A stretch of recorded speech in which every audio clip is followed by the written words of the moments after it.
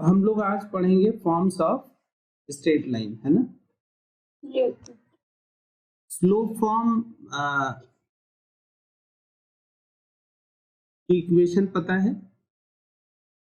Sir वही वाली ना, मतलब y इक्वल हाँ, y क्वेश्चन क्या होता है, mx प्लस c, ठीक है ना। तो इसको देखो, हम लोग इसका सबका प्रूफ भी देखते चलेंगे, ठीक है ना। प्रूविंग से ये होगा कि थोड़ा लोकस के बारे में भी आपको पता चलेगा और लोकस की प्रॉब्लम्स कैसे सॉल्व करेंगे, है ना।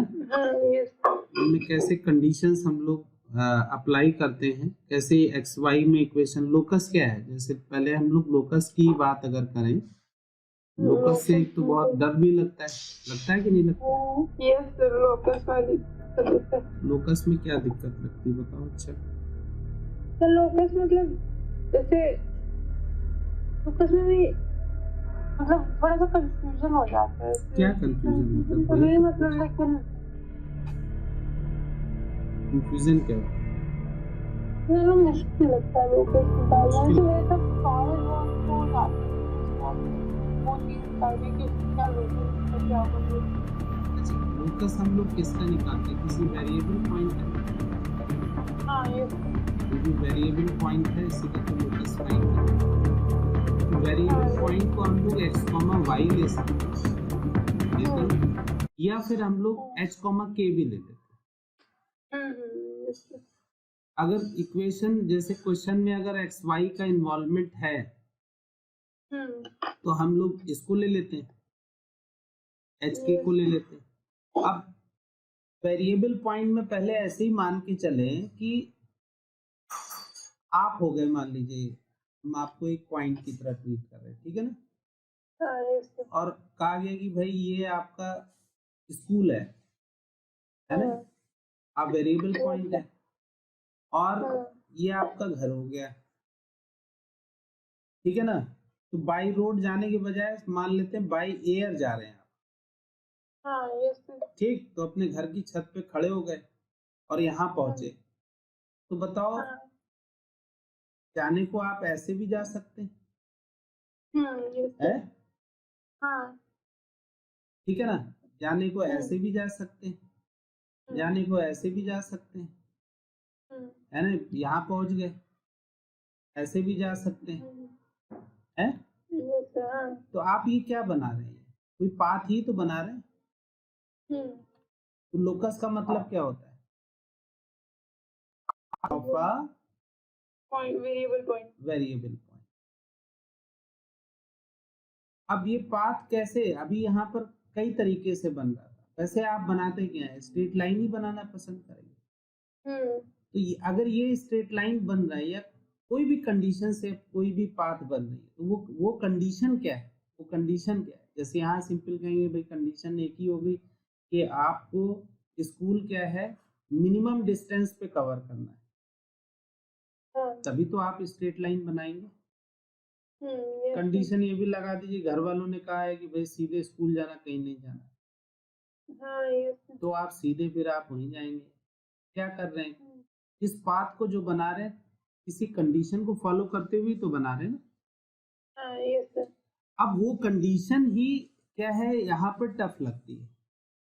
तो हमेशा बहुत कम ऐसे क्वेश्चन मिलेंगे जिसमें आपको कंडीशन बहुत ज्यादा दिमाग लगाना है, वरना कंडीशन आपको, भाई कंडीशन ये बताओ कि कंडीशन तो दे ही रखी होगी। तो सबसे पहली बात हमें यहाँ पर क्या ढूंढनी होती है, एक कंडीशन ढूंढनी। क्या ढूंढना है? कंडीशन ढूंढनी है, एक कंडीशन ढूंढनी है। और ये कंडीशन आपको अप्लाई करना है कहाँ पर? कहाँ पर अप्लाई करें? एक्स कॉमा वेरिएबल पॉइंट पे अप्लाई करें। तो अगर या आप एच के ले रहे हैं, बोलो पॉइंट एच के ले रहे हैं, ठीक है ना, कि एच कॉमा के ले रहे हैं। तो जब कंडीशन आप अप्लाई करोगे, ठीक है ना, तो इससे आपको क्या मिलेगा? इसमें जैसे डिस्टेंस की कंडीशन हो सकती है, स्लोप की कंडीशन हो सकती है, कुछ भी हो सकता है, ठीक है। तो जब इसमें कंडीशन अप्लाई करेंगे तो क्या मिलेगा? एक इक्वेशन ही तो मिलेगी। इक्वेशन मिलेगी in x and y, x y में एक इक्वेशन मिलेगी। और वही लोकस हो जाएगा। हाँ ये लोकस हो जाएगा। और yes, अगर ये पॉइंट लेते हैं तो इसमें क्या मिलेगा, इक्वेशन इन एच के मिलेगा, yes sir, एच एंड के मिलेगा, मिलेगा ना। हाँ और फिर बाद में यहाँ पर कहेंगे टेकिंग लोकस, मतलब आप उसको जनरलाइज कर दे रहे हैं। पहले आपने एक फिक्स लिया, उसके बाद क्या कर दिया, जनरलाइज कर दिया। तो जनरलाइज का मतलब कोऑर्डिनेट में केवल एक्स वाई में इक्वेशन ही है, क्योंकि हम लोग एक्स एक्सिस वाई एक्सिस लेते हैं ना। yes sir, ये एक्स एक्सिस हो गया, वाई एक्सिस है, पॉइंट जो हम लोग लेते हैं, है ना। ये पॉइंट एक्स कॉमा वाई हो गया। तो उसी कंडीशन को फॉलो करते हुए जो भी पाथ ये बनाएगा वो हमेशा जो भी पाथ है वो हमेशा एक्स वाई में ही तो इक्वेशन मिलेगी ना 2D में। हाँ yes तो sir, ये हो गया टेकिंग लोकस। टेकिंग लोकस का मतलब एच के प्लेस पर क्या रख दिया, और के प्लेस पे वाई, हाँ एक्स रख दिया, और के प्लेस पर क्या रख दिया, वाई। आई, तो फिर इक्वेशन एक्स वाई में मिल गई। आप समझ में आया कि अब जैसे जैसे आपने जितनी भी लाइंस पढ़ी हैं, फंक्शन में भी आपने पढ़ा है, लाइंस हमेशा किस फॉर्म में होती है, एक्स और वाई के फॉर्म में होती है, जिसमें क्या होती है, लीनियर होते हैं एक्स और वाई। तो इससे आप पहचान जाते हैं कि यहाँ भी ये लिखा हुआ है 2x + 3y = 2 लिखा है ना, है ना। x + y = 1 लिखा है, y = 2x + 3 लिखा हुआ है। ये सब क्या है, लाइंस ही तो है। ये लाइंस ये लाइंस कैसे आई, ये इक्वेशन आई कैसे, px, y में कोई ना कोई एक कंडीशन ही तो लगाई गई, कोई कंडीशन ही तो लगाया गया ना, हाँ yes, तभी तो लाइन बन रहा है ना, तभी तभी तो ये एक्स वाई, तभी तो ये इक्वेशन मिल रही है। और फिर आप इस इक्वेशन को एक नाम देते थे कि हाँ भाई ये स्ट्रेट लाइन है, और ये जो है कहते हैं इसका डिग्री कितना है, एक्स और वाई का 1 डिग्री है। ऐसे ही आप सर्किल पढ़ोगे, है ना, सर्किल पढ़ोगे तो सर्किल में बताओगे कि हाँ भाई ये x² + y² = r²। तो यहाँ पर भी क्या किया गया, एक्स वाई में कोई ना कोई कंडीशन लगाई गई ना यहाँ पे। हाँ yes, अब जैसे सर्किल का आप कैसे बनाएंगे भाई, आप सिंपल सी बात है, सर्किल का कैसे बनाएंगे, पहले हम लोग लोकस पे ही बात कर ले। मान लीजिए सर्किल सर्किल बनेगा कैसे, आपने कभी वो पेग में खूंटे में बंधी हुई गाय देखी, हाँ देखा है। तो आप बताओ, ये हो गई, ये काऊ हो गया है, ये यहाँ पर कोई भी पेग है, खूंटा है, ठीक है ना, इसकी रस्सी होती है। अब भाई इसकी रस्सी है, और गाय से ये कहा गया कि भाई जो ये रस्सी है ये आपकी 5 मीटर की है, और हमेशा 5 मीटर ही रहना चाहिए। कितना रहना चाहिए, मान लीजिए 5 मीटर है तो 5 मीटर ही रहना चाहिए। तो अब ये बताओ, ये तो फिक्स है, ये फिक्स है। अब बताओ गाय कैसे मूव करेगी, राउंड ही मूव करेगी, सर्किल में तो मूव करेगी ना, क्योंकि इसको बताया गया है कि ये डिस्टेंस हमेशा क्या होना चाहिए, 5 होनी चाहिए। हाँ 5, ये डिस्टेंस क्या होना चाहिए, 5 होना चाहिए कि नहीं होना चाहिए। yes sir, तो ये क्या बना रहा है, ये क्या बना रही है, वो गाय क्या बना रहा है, कौन सा पाथ बना रहा है, सर्कल, वो गाय क्या बना रहा है, सर्कल बना रहा है ना, सर्कल। तो कंडीशन क्या लगी कि वेरिएबल पॉइंट से फिक्स पॉइंट की डिस्टेंस क्या है, कांस्टेंट है। बात समझ गया कि नहीं समझ गया। तो अब अगर ये P है, अब ये पॉइंट है, तो आप कोऑर्डिनेट में अगर हम लोग बात करेंगे तो भाई हमने कहा कि चलो ये y एक्सिस ले लिया, ये x एक्सिस ले लिया, फिक्स पॉइंट यहाँ पर ओरिजिन ले लिया, या कुछ और भी दिया जा सकता है, वेरिएबल पॉइंट है काऊ का, ये x, y हो गई लोकेशन। और अब आप कहेंगे कि भाई OP की डिस्टेंस कितनी हो जाएगी बताओ, √(x² + y²), और ये हमेशा क्या है, फिक्स है। तो ये वैल्यू कितनी हो गई, 5 हो गई, तो ये x² + y² = 25 हो गया। बोलो हाँ यस सर। बात समझ में आया कि नहीं आया? तो यहाँ पर हमने x, y पे कंडीशन ही तो अप्लाई किया, हाँ यस सर। कंडीशन ही अप्लाई की हम लोगों ने। तो लोकस से घबराने की जरूरत नहीं है। दरअसल इक्वेशन लोकस का सवाल अलग, मतलब सवाल तो है ही है। तो हमेशा क्या है, जब भी आप किसकी इक्वेशन निकालें, स्ट्रेट लाइन की इक्वेशन जब शुरुआत में, क्योंकि ये प्रूव वगैरह स्कूल में बताया नहीं जाता। अच्छा कोचिंग वाले मान के चलते हैं स्कूल वाले बता दिए होंगे, स्कूल वाले मान के चलते हैं कि ये कोचिंग वाले बता दिए होंगे। होता है कि नहीं होता है? Yes sir. क्योंकि सबको पता है कि सब जगह पढ़ रहा है, यस सर। मान के चलते। तो ठीक है ना बेटा, इसको हटाएं। हाँ यस सर। जनरल बात है, नोट किया है कि नहीं? नोट नहीं किया? सर हाँ नोट किया। ठीक है, बेसिक बातें। तो हम लोगों, ये बहुत छोटी सी बात है, इक्वेशन वगैरह सब आप जानते हैं स्ट्रेट लाइन की, लेकिन फिर भी हम लोग उसमें लोकस के पॉइंट ऑफ व्यू से क्या करेंगे, सीखेंगे, है ना बेटा? लोकस के पॉइंट ऑफ व्यू से हम लोग इसको सीखेंगे, ठीक है ना? तो उससे क्या होगा, आपकी एक स्ट्रेंथ मिलेगी, ठीक है ना बेटा? तो चलो देखो, यहाँ पर स्लोप और इंटरसेप्ट फॉर्म में गिवन क्या क्या होगा? दो बातें गिवन होगी, एक तो स्लोप गिवन होगा, स्लोप ऑफ लाइन, और इंटरसेप्ट पता होगा, है ना? इंटरसेप्ट ऑन वाई एक्सिस, ये है क्या, सी बाय द लाइन, है ना? बाय द लाइन, है ना? जिस लाइन की हमें इक्वेशन निकालनी है, ठीक बात है? तो बताइए, इंटरसेप्ट है लाइन का सी, तो ये 0, सी ले लेते हैं, ये डिस्टेंस सी हो गई।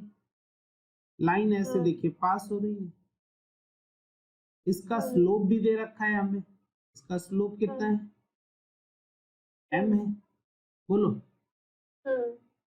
ये एंगल अगर हम लोग क्या ले लें, थीटा ले लें, तो tan थीटा मालूम ही है कि क्या होगा, m होगा।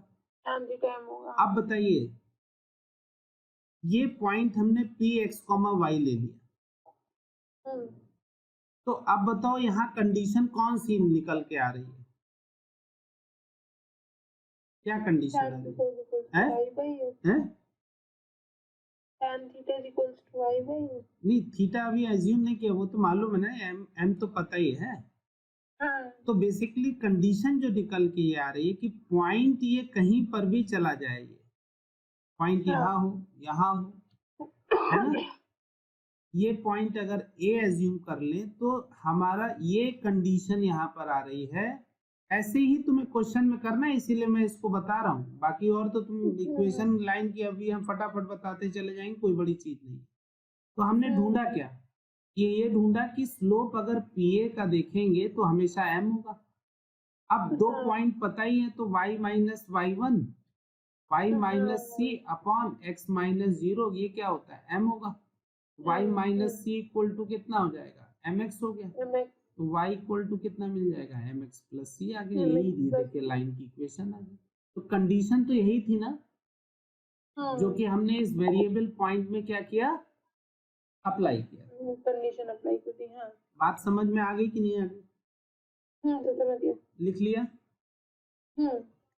ठीक बात है। इंटरसेप्ट फॉर्म देखते हैं, यहां पर क्या गिवन कंडीशन होती है, कंडीशन क्या गिवन होती है, यहां पर दो बातें यहां पर भी गिवन होती है, ठीक है? इंटरसेप्ट तो ऐसे लिख लें, गिवन है intercept by the line on x axis x axis पर ए है, वाई एक्सिस पर कितना है, बी है। बोलो वाई एक्सिस पे क्या है, बी है। ठीक। हाँ। तो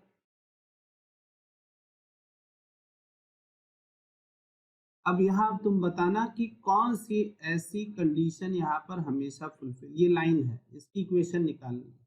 ओरिजिन हो गया, एक्स एक्सिस पे इंटरसेप्ट कितना है, ए, वाई एक्सिस पे कितना है बेटा, बी है। बोलो तो बताओ कौन सी कंडीशन ऐसी लगेगी यहाँ पे, इस लाइन की इक्वेशन कैसे निकालें, उसी का स्लोप निकाल लेंगे ना, मतलब जो 0, b और a, 0, तो ये पॉइंट हो गया तुम्हारा ए कॉमा 0, ये पॉइंट हो गया 0, बी। 0, b। हाँ, और हमें इसका स्लोप पता है, नहीं स्लोप नहीं पता है, सॉरी इंटरसेप्ट पता है बस। नहीं स्लोप तो इस लाइन का मालूम चल जाएगा। वो तो हाँ, वो तो पता चलता है।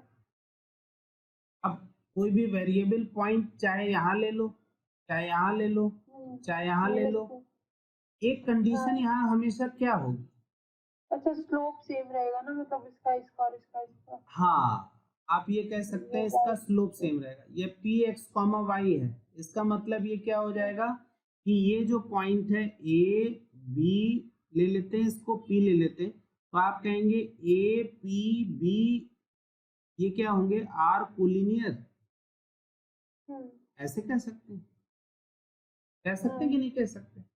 तो अगर कोलिनियर होंगे तो स्लोप पी ए का किसके इक्वल हो जाएगा, स्लोप पीए का ए पी भी कर लो, किसी का भी कर लो, है।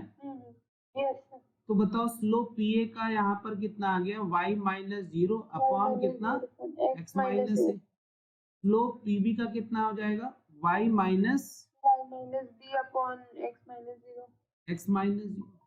तो कंडीशन यही तो लगी ना। बस ऐसे ही सवालों में भी हम लोगों को क्या करना होता है, ढूंढना होता है बेटा। समझ गए ना, तो इसी की आदत डलवा रहा हूँ, बाकी और इसमें कुछ नहीं है, ऐसा पहले से भी पता है, 11 से ही पढ़, ठीक है ना। इसको मल्टीप्लाई करेंगे तो एक्स वाई माइनस कितना आ जाएगा, बी एक्स माइनस कितना हुआ, a y plus a b, x y हो गया, ये कैंसिल आउट हुआ।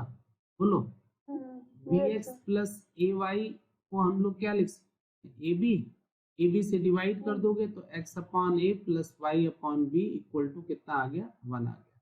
ये इंटरसेप्ट फॉर्म आपने पढ़ा। Yes sir. मेनली हमने क्या ढूंढ लिया, कंडीशन, लोकस की आदत डाल, ठीक है ना। Yes sir. लिख लिया, ठीक है। नॉर्मल फॉर्म देखिए, यहाँ पर गिवन कंडीशन होती है कि दो कंडीशन यहाँ पर भी दिए है, length of perpendicular, length of perpendicular, या इसको बोलते हैं हम लोग लेंथ ऑफ नॉर्मल भी बोलते हैं। यस। क्या बोलते हैं, length of normal, length of normal, ठीक है। From length of perpendicular from origin to line, ये होता है स्मॉल, ये पी से डिनोट करता है ना। और अल्फा जो होता है, अल्फा बी द एंगल, है ना, फॉर्म्ड बाय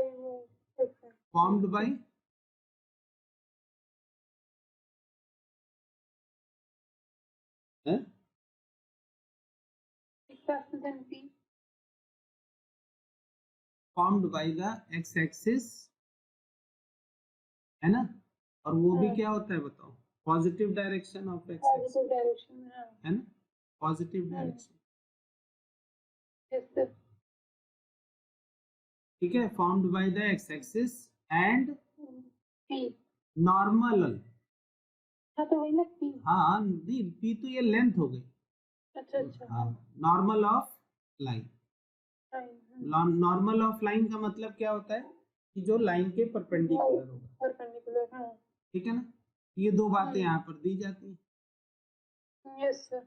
अब बता, ये हमने ले लिया लाइन, ठीक है, ये ओरिजिन हो गया, यहाँ परपेंडिकुलर ड्रॉप किया, देखो ये नॉर्मल है लाइन का, ठीक है, नॉर्मल। ये एंगल कितना बना रहा है, अल्फा बना रहा है, ठीक है। तो अब मुझे एक बात का जवाब दो, ठीक है ना, कि क्या कंडीशन यहाँ होगी, बताइए, लाइन की इक्वेशन निकालनी। लाइन की इक्वेशन निकालनी है। हाँ, ये O है, ये A है, ये B है, तो हम इसका डिस्टेंस फॉर्मूला लगा देंगे ना, x, y लेके जहाँ पे वो फॉल कर रहा है। तो डिस्टेंस फार्मूला तब लगाओगे ना जब ये लाइन की इक्वेशन पता होगी, वो तो हमें निकालनी है वाया लोकस। तो उस पॉइंट को x, y मान के ना फिर हैं। अब देखिए ट्राइंगल OAP में ये एंगल है ना। तो हम लोग यहाँ पर क्या लिख सकते हैं कि cos अल्फा की वैल्यू अगर आप देखेंगे तो क्या आ जाएगा, बेस है P, OA, तो यहाँ से OA की वैल्यू आ जाएगी, कितनी हो जाएगी, P अपॉन cos अल्फा। और उसी तरीके से ट्राइंगल, हाँ, तो ट्राइंगल, अब देखिए ये कितना एंगल होगा, 90 माइनस अल्फा होगा बेटा, है। तो अब ट्राइंगल OPB में देखेंगे तो cos 90 माइनस अल्फा कितना आ जाएगा, P upon OB, P upon OB। तो OB की वैल्यू क्या आ जाएगी, P upon sine alpha. P upon sine alpha हो जाएगा। बात क्लियर हुई कि नहीं क्लियर? हाँ यस। तो अब बताओ, इंटरसेप्ट फॉर्म तो अभी पढ़ा है तुमने, अच्छा, अब इंटरसेप्ट फॉर्म पढ़ा भी है, और आप चाहें तो जब ये निकल आया तो इसका मतलब ये जो O का कोऑर्डिनेट हुआ लगाएंगे तो वही, अगर मान लीजिए इंटरसेप्ट फॉर्म नहीं पढ़ा होता है ना, तो P अपॉन क्या आ जाएगा, cos अल्फा कॉमा 0, और 0 कॉमा, है ना, P अपॉन साइन अल्फा। अब आप फिर यही काम करेंगे, कहेंगे कि भाई इंटरसेप्ट फॉर्म के लिए भी यही तो लगाते थे कि APB क्या होंगी, कंडीशन जो होगी हमें मिल रही, यहाँ कंडीशन देखनी है, वो कंडीशन क्या होगी, कंडीशन होगी कि AP और क्या कितना B आर कोलिनियर, है ना। हाँ यस, ये कोलिनियर होंगे। तो इंटरसेप्ट फॉर्म क्या होगा, इंटरसेप्ट फॉर्म तुमने पढ़ाई है ना। तो लाइन की इक्वेशन क्या बन जाएगी, अब इसको दोबारा करने की जरूरत तो है नहीं, इक्वेशन ऑफ AB क्या बन जाएगा, ये हो जाएगा x अपॉन OA, बोलो, plus y upon OB equal to 1, x upon OA की value P upon cos alpha, y upon P upon sine alpha हो गया, इक्वल टू कितना आ गया, 1 आ गया, x cos अल्फा प्लस, है ना, अपॉन P आएगा plus y sine alpha equal to कितना आ जाएगा, ये P आ जाएगा। समझ में आई बात की नहीं? हाँ सर समझ गए। कोई डाउट है? नहीं सर समझ गए। तो अब लोकस का आइडिया लग रहा है ना तुमको?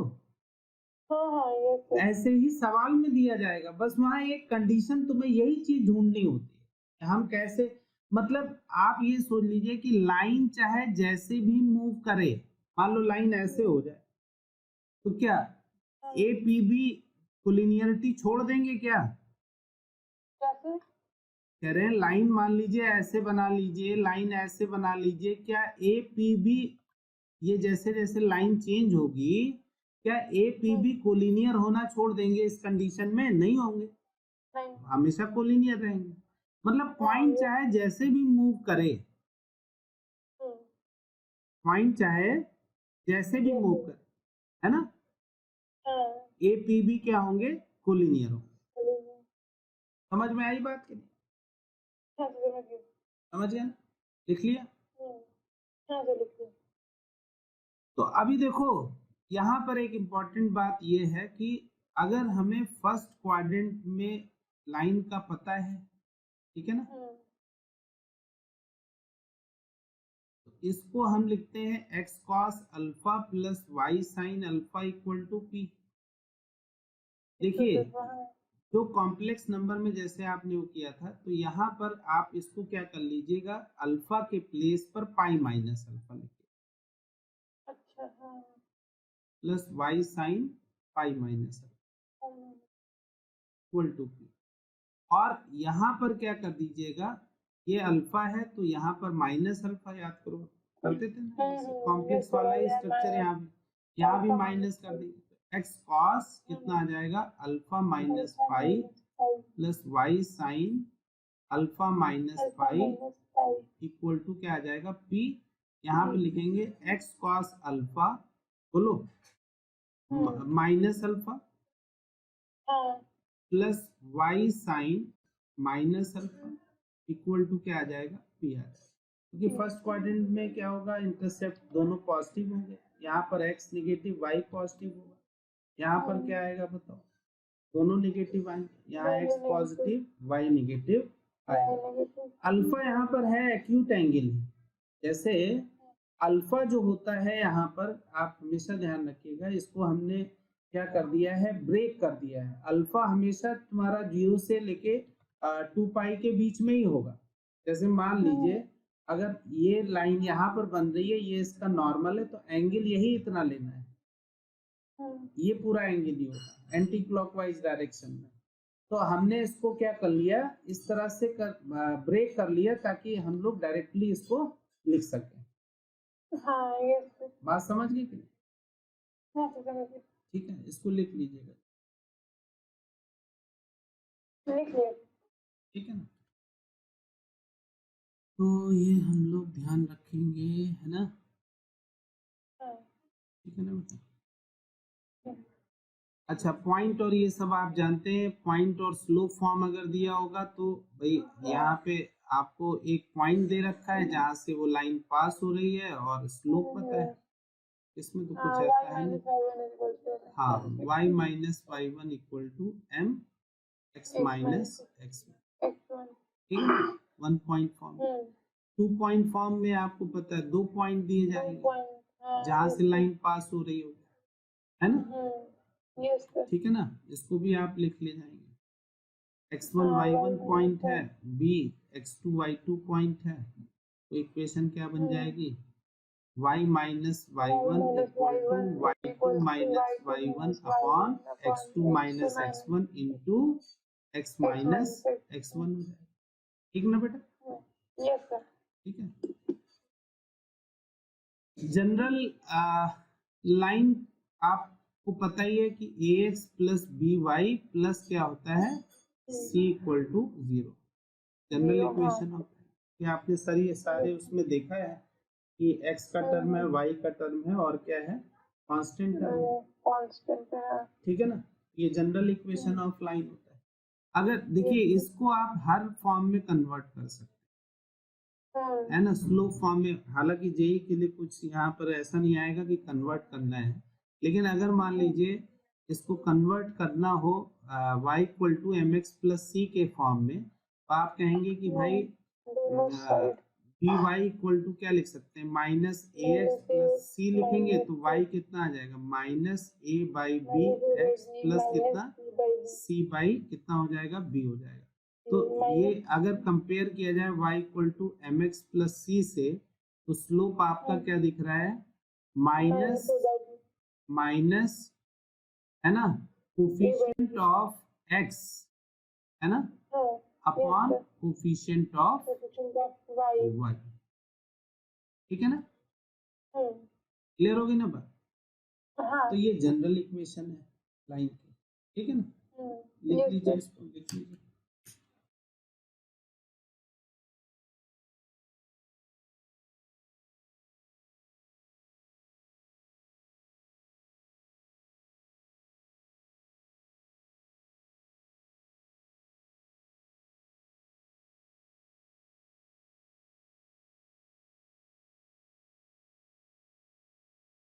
हो गया बेटा, बस एक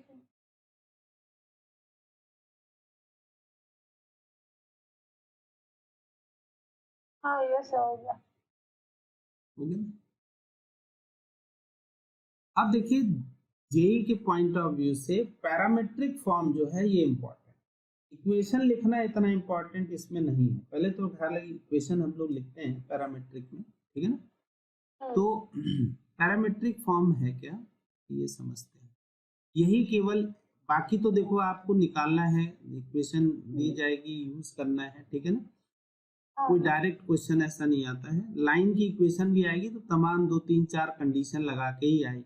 लाइन की इक्वेशन पूछी जाती है, ऐसा नहीं पूछी जाती, बट वो जितना आपने अभी, जैसे ये बेसिक फॉर्म पढ़े हैं, ठीक है ना, अब इसके अलावा लाइन की इक्वेशन अगर पूछी जाएगी तो तमाम कंडीशंस लगा दी जा सकती है, ठीक है ना। अब उसमें हम लोगों को उन्हीं कंडीशंस को क्या करना होगा, गिवन, हाँ देखना होगा, और लाइन की इक्वेशन, ठीक है। तो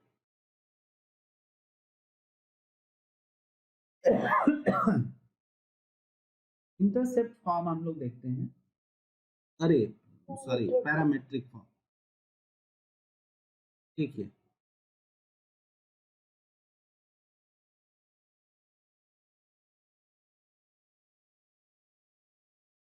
हमने एक यहाँ पर पॉइंट दिया x1 है ना, कॉमा y1, ये एक फिक्स पॉइंट है, क्या है, फिक्स पॉइंट है,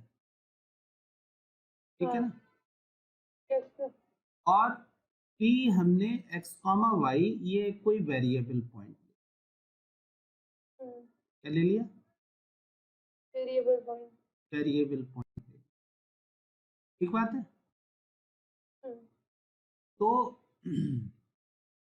यहाँ पे, और इस डिस्टेंस को r ले लिया, तो बताइए अगर ये पॉइंट वेरी कर रहा है तो r भी तो वेरी करेगा ना, हाँ यस सर, ये भी वेरिएबल हो गया, है ना, ये भी वेरिएबल पॉइंट हो जाएगा, ठीक ना बेटा। और एंगल ये थीटा जो है ये हमने फिक्स लिया, हेलो, ये फिक्स है। हाँ बेटा आवाज नहीं आ रही है, हाँ आवाज, तो ये क्या हो जाएगा, फिक्स है थीटा यहाँ, ठीक। अभी यहाँ परपेंडिकुलर ड्रॉप कर रहे हैं, तो बताइए ये डिस्टेंस कितनी हो जाएगी, ये डिस्टेंस x है ना, ये डिस्टेंस x1 है, तो ये x माइनस x1 ही तो हुआ, इसी तरह से ये y है, ये y1 है, ये y माइनस y1 हुआ कि नहीं हुआ, ये एंगल थीटा है तो ये भी एंगल थीटा ही होगा कि नहीं। अब ये p, भाई कितनी जगह p ले लोगे, ये ले लो, है? ठीक है, ये b ले लिया, तो बताओ ट्राइंगल पी ए बी में आप देखेंगे तो साइन थीटा को क्या लिखा जा सकता है, y minus y1 upon r लिख सकते हैं, और cos थीटा को क्या लिख सकते हैं, x minus x1 upon r लिख सकते हैं, बोलो। तो r की वैल्यू क्या आ जाएगी, y minus y1 upon sine theta हो गया, और x की यहाँ पे r की वैल्यू क्या हो गई, x minus x1 upon cos theta हो गया। बताइए इसका लेफ्ट हैंड साइड इक्वल है कि नहीं, हाँ यस। तो ये क्या देगा, ये दे देगा x minus x1 upon cos theta, equal to equal y to minus y y1 upon sine theta. sin theta. करने को तो देखो बेटा ऐसा ना, ये r के टर्म में यहाँ पर लिखा है। हाँ yes sir. करने को इतनी बात तो इतना घुमा फिरा के हमने क्यों बताया? करने को तो आप यहाँ पर ऐसे ही निकाल सकते थे, कह सकते थे कि y minus y1 upon x minus x1 ही तो tan थीटा होगा।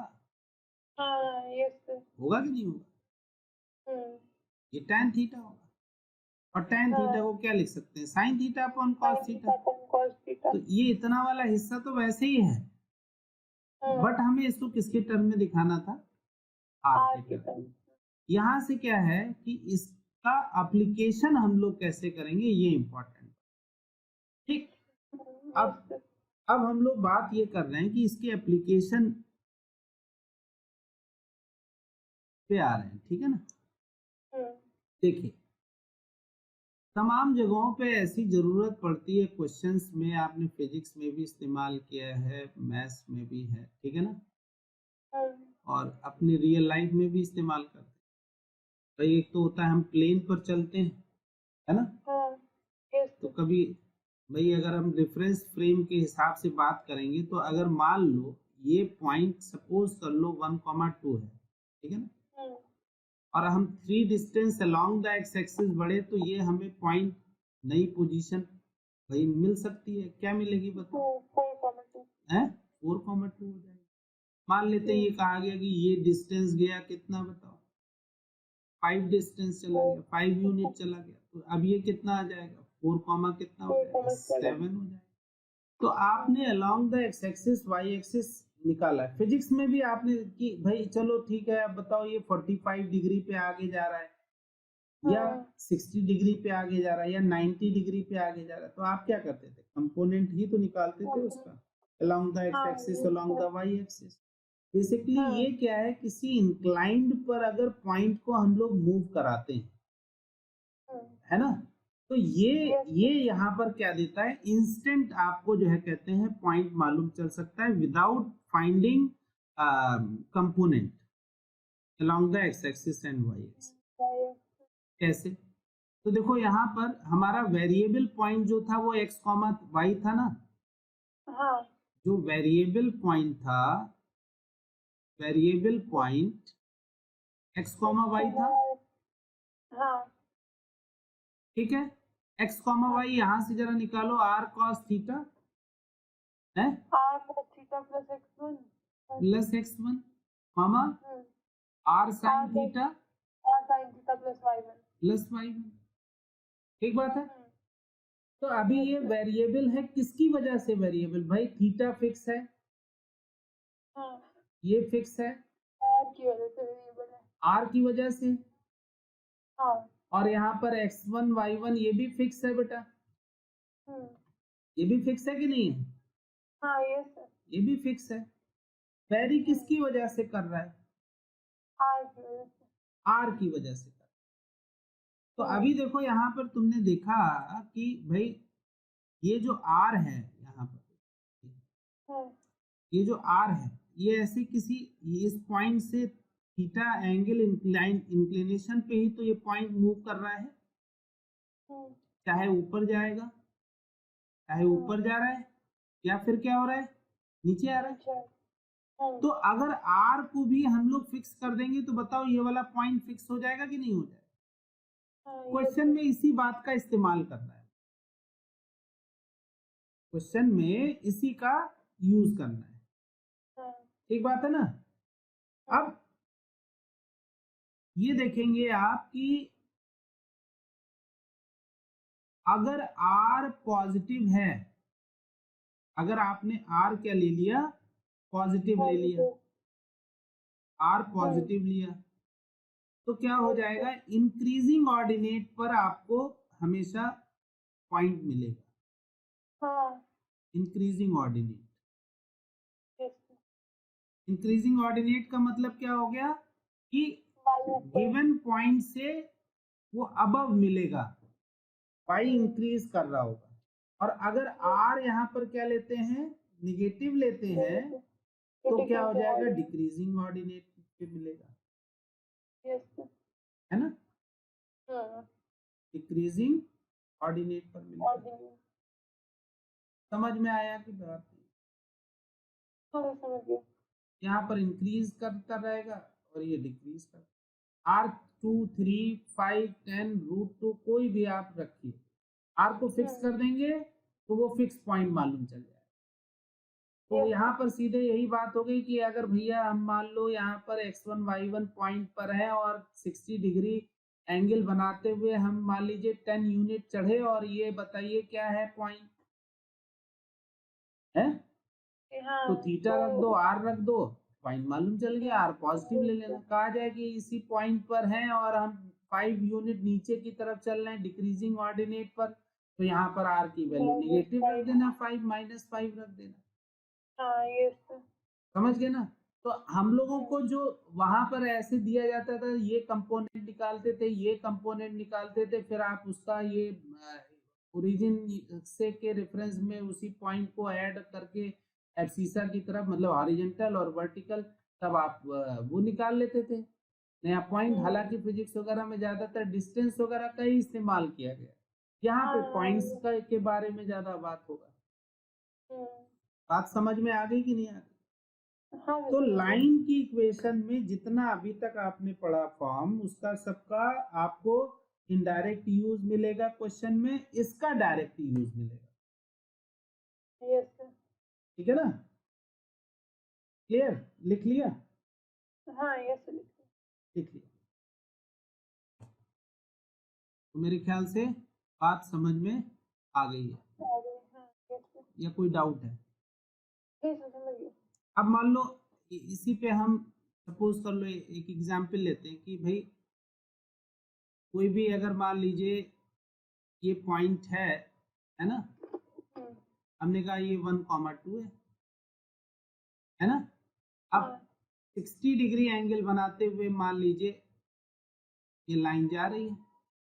अब कहा जा रहा है इस पे 5 डिस्टेंस पर पॉइंट बताओ। ये नीचे हो सकता है पॉइंट 5 डिस्टेंस पर, मतलब यहाँ से ऊपर भी जा रहे हैं और यहाँ से नीचे भी जा रहे हैं। तो आप सीधे यहाँ पर P और Q कैसे लिख सकते हैं? P एंड Q के लिए क्या लिख सकते हैं? यहाँ पर लिखेंगे प्लस माइनस 5 cos 60 डिग्री, और प्लस x1 का मतलब 1, मामा प्लस माइनस 5 sin 60 डिग्री, है ना। प्लस कितना? 2 हो गया। अब जब आप पॉजिटिव साइन लोगे, इंक्रीजिंग ऑर्डिनेट पे कौन पॉइंट है? पॉइंट P चल जाएगा। और जब नेगेटिव लेंगे तो डिक्रीजिंग ऑर्डिनेट पे पॉइंट क्या मालूम चल जाएगा? Q मालूम चल जाएगा। समझ में आ गई बात कि नहीं है? कि कोई डाउट है? समझ गए ना? लिख लीजिए इसको भी।